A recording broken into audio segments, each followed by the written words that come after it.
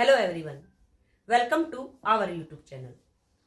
आज हम मिलेंगे डॉक्टर दीक्षा से, जो लेडीज से जुड़ी सभी समस्याओं का समाधान करेंगी और लेडीज से जुड़ी हर महत्वपूर्ण जानकारी हम सभी को देंगी।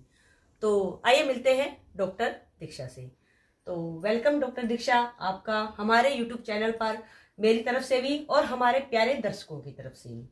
तो आज मैं आपको सबसे बड़ी एक समस्या होती है लेडीज की, मेरा एक सवाल है सभी बहनों की तरफ से कि बहुत सी लेडीज परेशान रहती हैं, उन्हें ये नहीं पता होता कि हमारे जो प्रेग्नेंट होने का दिन है वो कौन सा होता है, उसे वो अवॉइड नहीं कर पाती हैं और वो मतलब हर बार प्रेग्नेंट हो जाती हैं।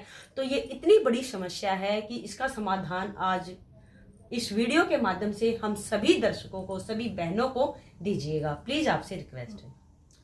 Hello everyone, I am doctor Diksha Bhamnia. जैसे कि इन्होंने बताया मुझे कि इनको कुछ जानकारी चाहिए है इस टॉपिक से रिलेटेड कि जो महिलाएं हैं वो कौन से दिन है वो जिनमें प्रेग्नेंट हो सकती हैं और कौन से वो दिन है जिनमें प्रेग्नेंट होने की पॉसिबिलिटी कम होती है। देखो, ऐसे 100% कोई श्योरिटी नहीं है कि इन दिनों को अवॉइड करोगी तो प्रेग्नेंट नहीं होगे। चांसेस फिर भी रहते हैं, रिस्क थोड़ा सा फिर भी रहता है, लेकिन ये कि काफी हद तक पॉसिबिलिटी कम हो जाती है।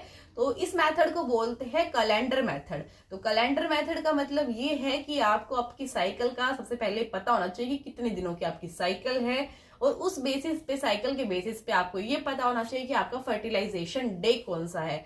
तो फर्टिलाइजेशन डे के बेसिस पे ही हम ये निकाल सकते हैं कि आपका सेफ पीरियड कौन सा है, आपका अनसेफ पीरियड कौन सा है। तो आइए हर चीज के बारे में थोड़ा विस्तार से समझते हैं। हाँ, थोड़ा सा आराम से समझाइएगा ताकि हमारी जो बहन है वो आराम से समझ सके। हाँ, मैं कोशिश करूंगी कि जितना हो सके सरल भाषा में आपको समझा सकूं। तो सबसे पहले समझते हैं कि जो साइकिल होती है, जो मेंस्ट्रुएशन साइकिल जिसको बोलते हैं, सरल भाषा में वो पूछ लेते हैं कि महीने आना। हाँ। ठीक है, तो महीने आना वो आपकी कितने दिनों की है, एक महिला की कितने दिनों की होती है। देखो, कई महिलाएं होती है जिनकी 28 दिन की होती है, कई महिला होते हैं जिनकी 30 दिन की होती है, कई महिलाओं की 32 दिन की होती है। सब में अलग अलग दिन है, सब में वेरिएशन है, सब वेरी करते हैं। तो सबसे पहले हर महिला ये पता करे कि आपकी साइकिल आपकी कितने दिनों की है। ठीक है, उसके बेसिस पे आप ये पता कर सकते हो कि आपका सेफ पीरियड कौन सा है, आपका अनसेफ पीरियड कौन सा है। अनसेफ पीरियड की बात करें तो अनसेफ पीरियड वो होता है जिसमें आपके प्रेग्नेंट होने की पॉसिबिलिटी ज्यादा होती है। ठीक है, और सेफ पीरियड वो होता है कि जिसमें प्रेग्नेंट होने की पॉसिबिलिटी, रिस्क थोड़ा कम रहता है। ठीक है, अगर आप इंटरकोर्स करते हो तो सबसे पहले समझते हैं अनसेफ पीरियड क्या है। तो अनसेफ पीरियड होता है आपका फर्टिलाइजेशन डे, जिस दिन आपका एग रिलीज होता है। ठीक है, तो वो कैसे कैलकुलेट होगा हमारा, मैं आपको बताती हूँ। तो जैसे मैंने बताया कि सबसे पहले हर महिला को ये पता होना चाहिए कि उनकी साइकिल कितने दिनों की है।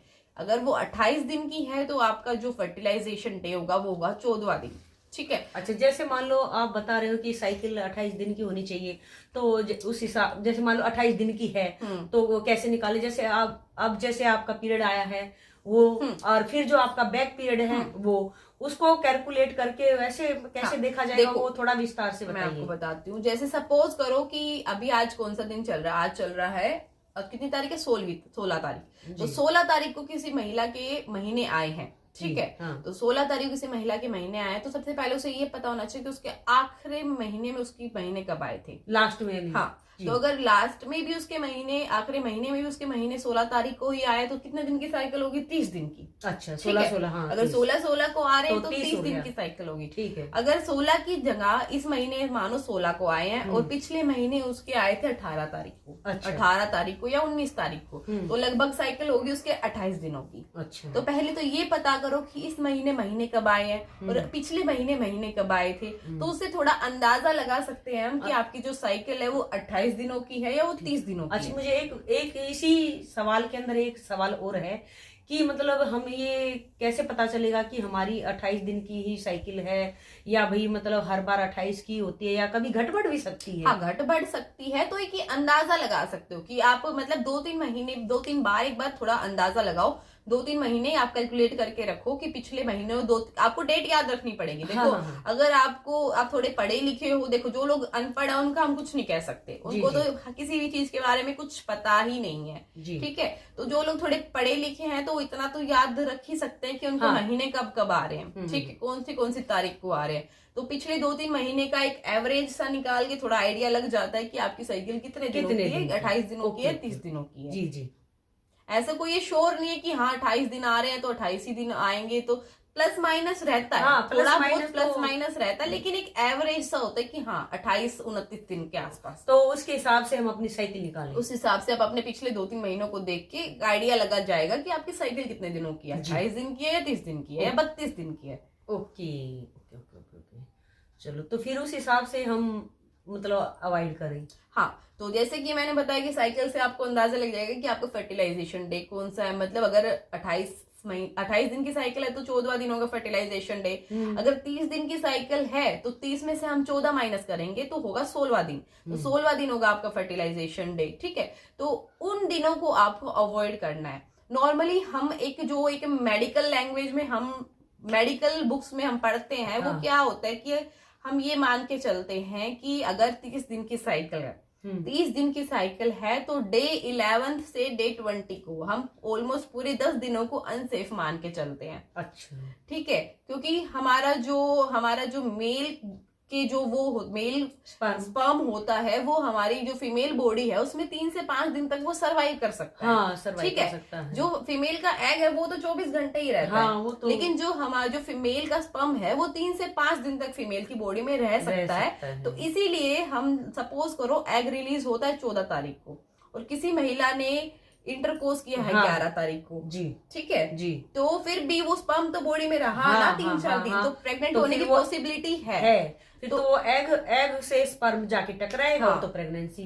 तो इसीलिए हम जो मेडिकल लैंग्वेज है उसमें हम बीच के 10 दिनों को टोटली अनसेफ मानते हैं, और उसके जो पहले वाले 10 दिन और जो आखिरी वाले 10 दिन है उनको हम सेफ पीरियड में काउंट करते हैं। ओके, तो यानी पीरियड के मतलब बाद जो फर्स्ट है, जो 10 दिन है, फर्स्ट 10 दिन, आखिरी 10 दिन, वो सेफ है, यानी हम मतलब अनचाइल्ड प्रेगनेंसी के लिए वो सबसे सही है।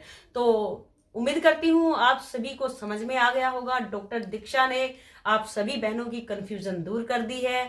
अब आप बिल्कुल बेफिक्र हो जाइए।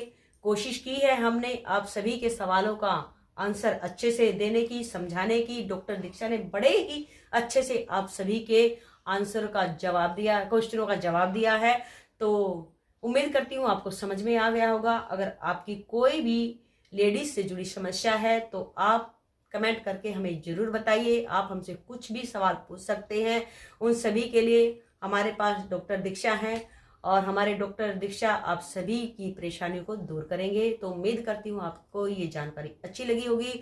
तो प्लीज़ चैनल को सब्सक्राइब करें, वीडियो को लाइक करें और शेयर करें, और इस चैनल के माध्यम से सभी का भला हो, कल्याण हो और सभी को अच्छी गाइडलाइंस मिले, हम यही चाहते हैं। तो मिलते हैं अगली वीडियो में, तब तक के लिए आप सभी को डॉक्टर दीक्षा आपको थैंक यू, बहुत बहुत थैंक यू। आपने सभी के क्वेश्चनों का बहुत अच्छे से आंसर दिया है, बड़े ही अच्छे से समझाया है। तो उम्मीद करती हूँ आप फिर से हमारे YouTube चैनल पर आएंगी और सभी बहनों का ऐसे ही क्वेश्चनों का आंसर देंगी। तो राधे राधे आप सभी को। मिलते हैं अगली वीडियो में, तब तक के लिए आप सभी को जय श्री राधे राधे राधे राधे।